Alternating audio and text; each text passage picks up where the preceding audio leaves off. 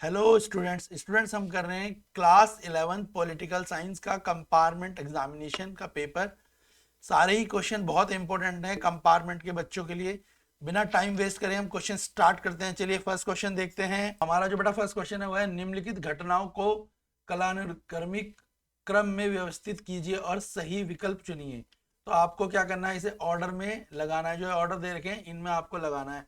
तो ऑर्डर है आपका, पहला भारतीय संविधान अपनाया गया, दूसरा संविधान सभा की पहली बैठक हुई, तीसरा भारत का संविधान लागू किया गया और फोर्थ है भारत को आज़ादी मिली।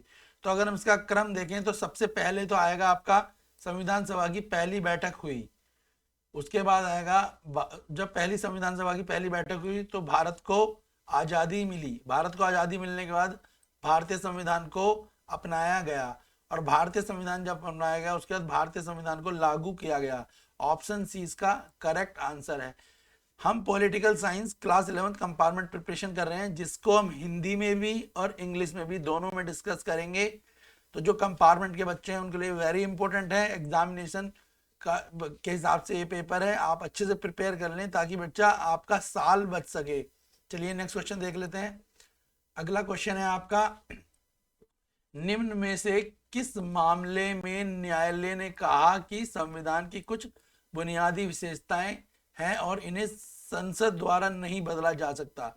तो जो न्यायालय यानी हमारा जो कोर्ट है, जस्टिस है, उन्होंने कहा कि संविधान में कुछ बुनियादी विशेषताएं, मतलब कुछ ऐसी फिक्स चीजें हैं जिन्हें संसद बदल नहीं सकती। इसके बारे में ये स्टेटमेंट किसने दी थी? यहाँ अलग अलग नाम है, जैसे यहाँ पे मिरनामा मिल मामला, केशवानंद भारती मामला, गोलक गोलकनाथ मामला और शंकरी प्रसाद मामला। तो इसका करेक्ट आंसर है केशवानंद भारती मामला। जब केशवानंद भारती केस न्यायालय में गया, कोर्ट में जब केशवानंद भारती केस गया तो न्यायालय ने बात बोली कि ये चीजें संविधान के बुनियादी ढांचे में आती हैं जिन्हें संसद द्वारा नहीं बदला जा सकता। थर्ड क्वेश्चन है, भारत में लोकसभा चुनाव के लिए उम्मीदवार खड़े होने की न्यूनतम आयु। लोकसभा चुनाव यानी सेंट्रल गवर्नमेंट का चुनाव जिसके द्वारा प्राइम मिनिस्टर को चुना जाता है। तो उसके लिए अगर हमें चुनाव लड़ना है, इलेक्शन लड़ना है, तो हमारी मिनिमम एज कितनी होनी चाहिए? तो 25 ईयर हमारी एज होनी चाहिए अगर हमें चुनाव लड़ना है लोकसभा का। नेक्स्ट क्वेश्चन देखेंगे। नेक्स्ट क्वेश्चन है फोर्थ क्वेश्चन आपका, ये इसमें आपका असर्शन और रीजन है, अभिकथन और कारण है। तो अभिकथन है 38वां और 39वां और 42वां संशोधन अब तक का सबसे विवादास्पद संशोधन रहे हैं। जो 38वां संशोधन था, 39वां संशोधन था और 42वां संशोधन, वो जब वो संशोधन हुए तो अपर हाउस और लोअर हाउस यानी राज्यसभा और लोकसभा में उसके ऊपर काफी वाद विवाद हुआ, लोगों ने प्रोटेस्ट भी करे।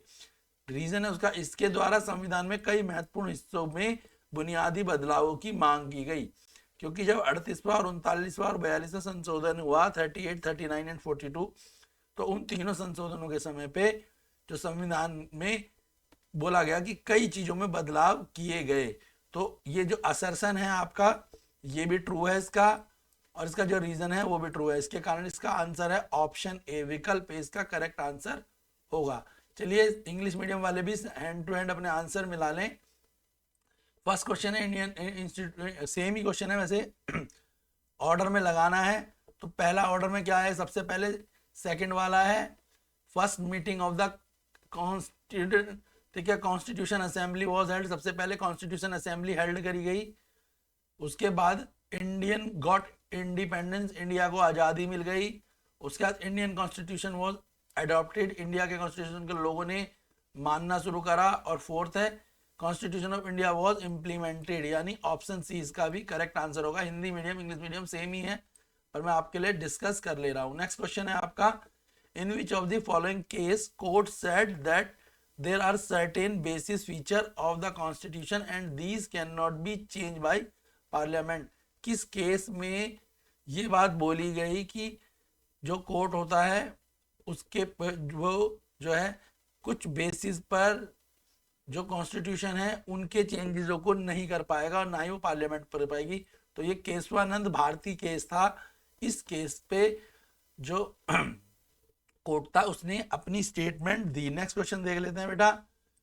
इंग्लिश मीडियम का third question, what is the minimum age of candidate who wants to contest for Lok Sabha election in India?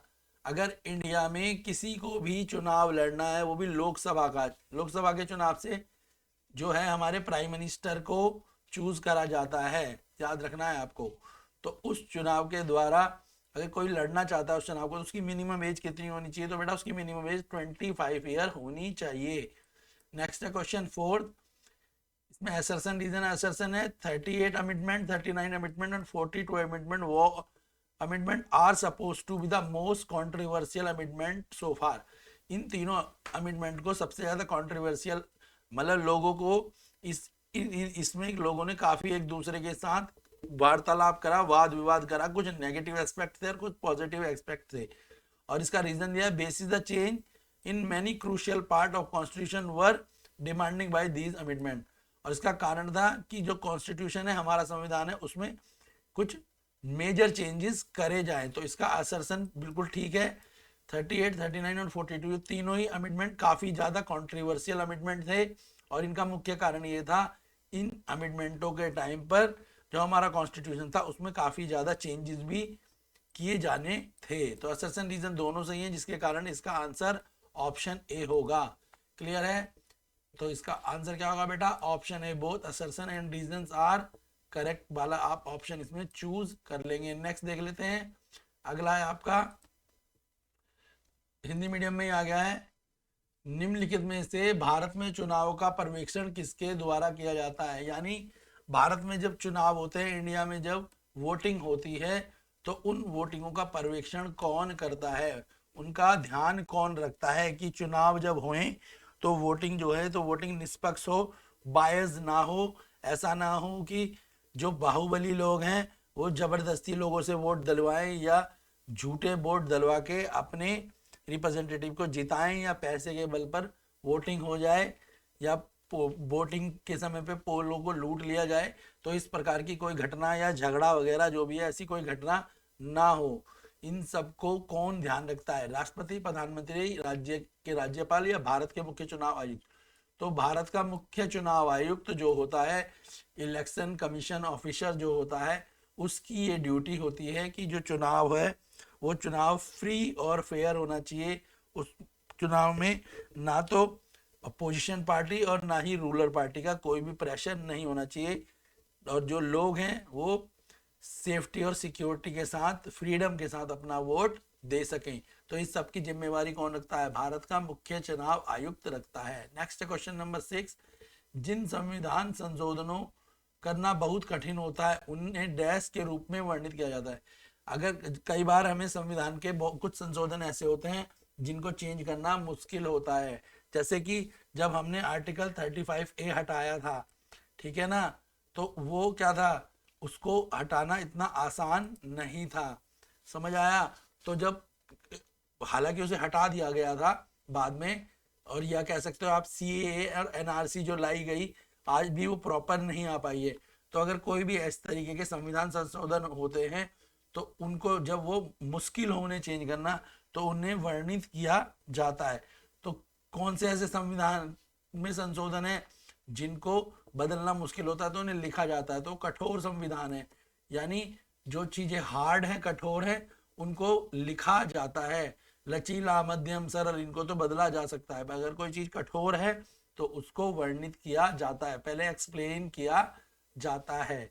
ठीक है, जैसे कि आपने देखा होगा अभी जो सरकार ने जो किसानों के लिए भी कुछ लाए थे, पर जब किसानों ने उस चीज को नहीं माना तो वो क्या हुआ, वो संशोधन नहीं हो पाए, तो सरकार ने उन्हें वापस लिया बहुत साल बाद। तो वो कठोर थे, क्या थे वो कठोर संशोधन थे। नेक्स्ट देख लेते हैं क्वेश्चन नंबर 7। क्वेश्चन नंबर 7 है, कुछ अलगाववादी आंदोलनों से संबंधित देशों और समूहों की सूची दी गई है और आपको मिलान करना। पहले तो अलगाववादी का मतलब समझ लो बेटा। अलगाववादी वो होते हैं जो देश की विचारधारा से मैच नहीं करते, उन्हें अपने देश की विचारधारा बहुत ज्यादा समझ में नहीं आती, तो उन्हें क्या बोलते हैं? उन्हें बोलते हैं अलगाववादी। क्या बोलते हैं उन्हें बोलते हैं अलगाववादी। ठीक है ना? तो यहाँ पर जो मैच दिया गया है उसके हिसाब से जो अलगाववादी हैं वो कौन है, तो अलगाववादी आंसर है इसका ऑप्शन डी, करेक्ट आंसर होगा ऑप्शन डी। ए का फोर्थ मैच भी कर सकते हो, ए का फोर्थ बी का थर्ड, तो कैसे करोगे, ए का फोर्थ बी का थर्ड मैच भी कर लो, देख लो, सी का सेकंड और डी का फर्स्ट, सी का सेकंड और डी का फर्स्ट, तो आप समझ भी गए होगे। ठीक है, क्यूबेकाइस कहाँ है, कनाडा, बास्क, उत्तरी स्पेन, कुर्द, तुर्की और ईरान, तमिल, श्रीलंका। तो अलगाववादी वो होते हैं जो अपने देश की नीतियों को पसंद नहीं करते। हम कर रहे हैं class 11 political science compartment exam की प्रिपरेशन। तो बेटा वीडियोस जो हैं अभी काफ़ी बननी है, अभी एमसीक्यू की वीडियो बननी है, उसके बाद आपको जो सेक्शन बी सेक्शन सी जो शॉर्ट क्वेश्चंस हैं, उसके बाद लॉन्ग क्वेश्चन, उसके अलावा जो आपका इसमें मैप वगैरह है उस तो कंप्लीट वीडियोस बनेगी। तो आप वीडियोस को देखने के साथ साथ क्वेश्चनों को लिख लिख कर लर्न करें। चैनल पे जो भी पॉलिटिकल साइंस की वीडियोस बनी हुई हैं कंपार्टमेंट की और एनुअल की, उनको अच्छे से प्रिपेयर करें, तो यकीनन आपका पेपर अच्छा जाएगा और आप प्री बोर्ड के जो आपका कंपार्टमेंट का पेपर है उसमें आप पास हो जाएंगे और आपका हाफ जो साल है आपका बर्बाद होने से बच जाएगा। इसके लिए आपको मेहनत करनी है, हम तो आपके साथ मेहनत कर ही रहे हैं। चलिए क्वेश्चन 8 देख लेते हैं। क्वेश्चन 8 है आपका, 18वीं शताब्दी में किन क्रांतिकारियों ने जमींदारों, सामंतों, अभिजात वर्ग, राजशाही के खिलाफ विद्रोह करने के लिए स्वतंत्रता, समानता और भाईचारे का नारे का प्रयोग करा। तो ऐसे कौन से हमारे क्रांतिकारी थे जिन्होंने तीनों चीजों का प्रयोग करा, स्वतंत्रता, समानता और भाईचारे के नारे का प्रयोग क्यों किया गया, ताकि जो जनता है जनता में जोश भरा जा सके। तो ये नारे का प्रयोग जो है किसके खिलाफ किया गया था, तो फ्रांसीसी लोगों के खिलाफ, क्योंकि भारत पे किसका कब्जा था, भारत पे फ्रांस का कब्जा था, तो फ्रांसीसी लोगों के, ठीक है या और भी जगहों पे, ठीक है, तो फ्रांसीसी याद रखना, यहाँ पे फ्रांसीसी याद कर लो बस तो फ्रांसीसियों का विरोध करने के लिए स्वतंत्रता, समानता और भाईचारे का नारे का प्रयोग किया गया था। नेक्स्ट क्वेश्चन है क्वेश्चन नंबर 9। 19वीं शताब्दी या 19वीं सदी के एक महत्वपूर्ण विचारक थे जिन्होंने तर्क दिया गहरी असमानता का मूल कारण निजी स्वामित्व है। वो कौन थे जिन्होंने ये बोला कि आज की डेट में, आज भी ऐसा देखा गया है समाज में और पहले से चला आ रहा है, कुछ लोग बहुत गरीब हैं और कुछ के, ज्यादातर लोग बहुत गरीब है और थोड़े से ही लोग हैं जिनके पास बहुत ज्यादा पैसा है। ठीक है, तो इसके कारण क्या है, इकोनॉमिकली इंडिया में भी और विदेशों में भी देखा गया है कि बहुत सारे लोगों के पास तो पैसा इतना कम है कि वो 2 वक्त का खाना भी नहीं खा पा रहे, और दूसरी तरफ कुछ लोग हैं थोड़े बहुत, उनके पास बहुत पैसा है। तो ऐसा होने का मुख्य कारण क्या है, तो मुख्य कारण है निजी स्वामित्व। जो चंद मुट्ठी भर लोग हैं उनके पास पैसा होने का मुख्य कारण यही है कि वो पैसे को समाज के कल्याण में न लगा के अपने परिवार के लिए बचाते हैं और अपने परिवार को ही लाभ पहुंचाते हैं। तो उसके बारे में सबसे पहले किसने लिखा था, तो उसके बारे में कार्ल मार्क्स। कार्ल मार्क्स क्या थे, एक विचारक थे, उन्होंने लिखा था कि निजी स्वामित्व के कारण ही दुनिया में और देश में इकोनॉमिकली असमानता का वातावरण है। हम हिंदी मीडियम और इंग्लिश मीडियम दोनों में ही पॉलिटिकल साइंस करेंगे। ठीक है, नेक्स्ट क्वेश्चन देख लेते हैं।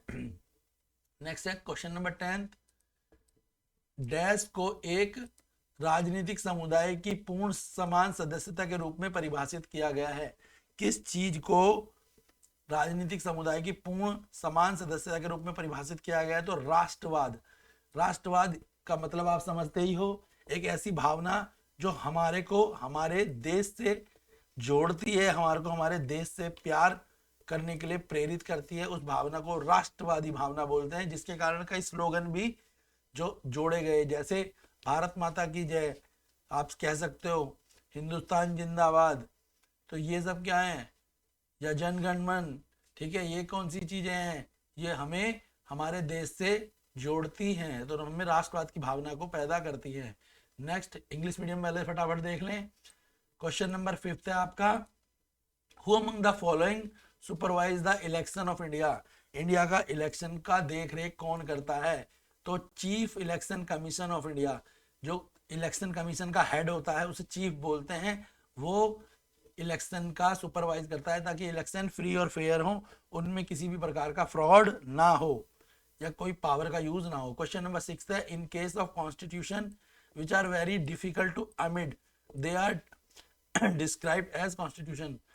ऐसा कौन सा अमिडमेंट होता है, कौन सा चेंज होता है जिसको बदल पाना मुश्किल होता है? तो रिजिड चेंज जो होते हैं उनको बदलना मुश्किल होता है, उन्हें बदला नहीं जा पाता, बहुत मुश्किल हो जाता है। नेक्स्ट है क्वेश्चन नंबर 7। तो क्वेश्चन नंबर 7 का आपको मैच देख लो। क्वेश्चन नंबर 7 का जो मैच है वो क्या है?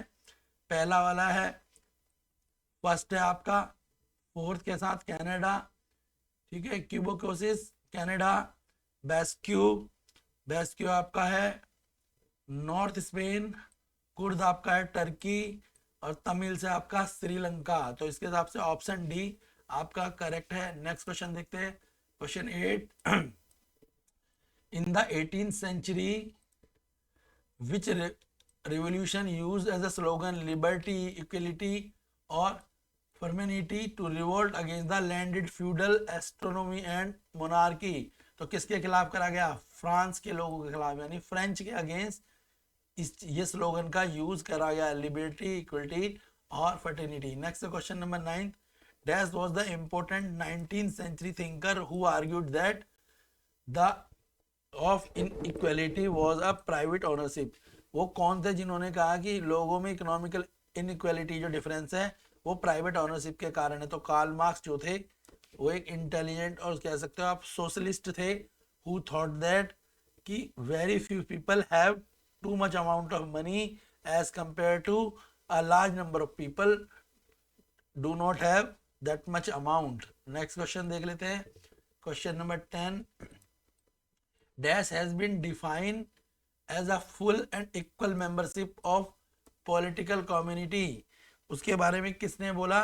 तो बोला गया वो किसके साथ होगा membership of political community? Nationalism, जब हमारे अंदर नेशनलिज्म की थॉट्स होंगे तभी हो पाएगा। नेक्स्ट क्वेश्चन 11 देख लेते हैं, असर्शन रीजन है, असर्शन है अक्सर स्थानीय लोगों के बीच अन्य राज्य या देश के श्रमिकों के खिलाफ प्रतिरोध पैदा होता रहता है।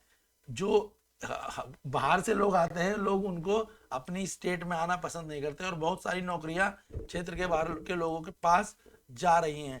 तो असर्शन और रीजन के हिसाब से असर्शन भी ठीक है कि स्थानीय लोग जो है बाहर के लोगों को आने देना नहीं चाहते। इसका एग्जाम्पल आप महाराष्ट्र में देख सकते हैं, जो मुंबई और महाराष्ट्र के लोग हैं, अगर बिहार के लोग वहां जाते हैं तो वो उन्हें पसंद नहीं करते और कई बार उनकी पिटाई भी करी गई है। तो ये ट्रू रीजन है। और बहुत सारी नौकरियां जो है बाहर के लोग देते हैं। अगर आप दिल्ली में देखोगे तो दिल्ली के लोगों को कम जॉब मिलती है, बाहर के लोगों को ज़्यादा जॉब मिलती है। इसका कारण भी यही होता है कि जो बाहर के लोग होते हैं वो ज़्यादा स्किल्ड होते हैं और वो सस्ते में काम करते हैं, ठीक है। तो इसका असर्शन रीजन करेक्ट है, ऐसे भी समझ सकते हो। विदेशों में देखो, दुबई में इंडियन बहुत सारे काम कर रहे हैं, यूएस में कर रहे हैं, क्यों? क्योंकि वो वहाँ पे ज़्यादा अच्छे से काम करते हैं और पेमेंट भी वो कम पैसे लेते हैं। नेक्स्ट क्वेश्चन नंबर 12 देख लेते हैं, जब तक मैं जीवित हूं मैं मानवता पर देशभक्ति के विजय नहीं होने दूंगा। राष्ट्रवाद का आलोचना के बारे में है, किसने लिखा? तो जब तक मैं जीवित हूं मैं मानवता पर देशभक्ति की विजय नहीं होने दूंगा। और राष्ट्रवाद की आलोचना के बारे में ये शब्दों को किसने लिखा था? तो ये लिखा था रविंद्रनाथ टैगोर ने। तो रविंद्रनाथ टैगोर जो थे वो कहते थे सबसे इंपॉर्टेंट मानवता है, सबसे पहले हमें मानवता के बारे में सोचना है, ठीक है। तो ये कथन किसने लिखा था? रविंद्रनाथ टैगोर ने। इसके बाद सेक्शन बी है जिसमें छोटे क्वेश्चन है, जैसे संविधान में के कोई दो कार्य बताओ, विश्व में किन्हीं दो प्रकार की कार्यपालिकाओं के बारे में लिखो, भारतीय संविधान की सीमाएं क्या हैं, सार्वभौमिक नागरिकता का क्या अर्थ है, राष्ट्रीय आत्मनिर्णय अवधारणा का वर्णन कीजिए, धर्मनिरपेक्ष राज्यों के बारे में लिखिए। तो सेक्शन बी की हम वीडियोस जल्दी ही बनाएंगे, सेक्शन सी की वीडियोस भी हम जल्दी ही बनाएंगे, तो आपको ये वीडियोस मिल जाएंगी। तब तक इंग्लिश मीडियम वाले भी अपना आंसर मैच कर लें।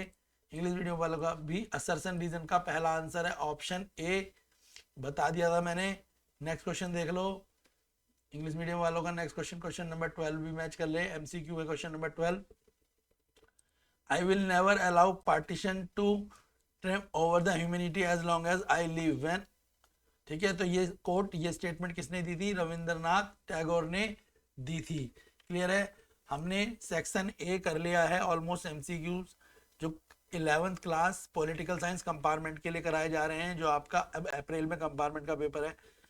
ढंग से इन क्वेश्चंस को करिए, ये क्वेश्चंस आपके एग्जाम में आएंगे। इसके बाद सेक्शन बी, सी और डी जो मैप वाला है वो भी जल्दी अपलोड होगा। अगर आपको वीडियोस यूजफुल लग रही है, आपके लिए इंपॉर्टेंट है, आपको समझ आ रहा है जो हम आपको एक्सप्लेन कर रहे हैं, तो आप वीडियोस को लाइक करें, शेयर करें, ताकि हमें पता लगे कि आपको लिए वीडियो आपको पसंद आ रही है, ताकि हम जल्दी ही आपके लिए नेक्स्ट वीडियो को अपलोड कर पाएँ।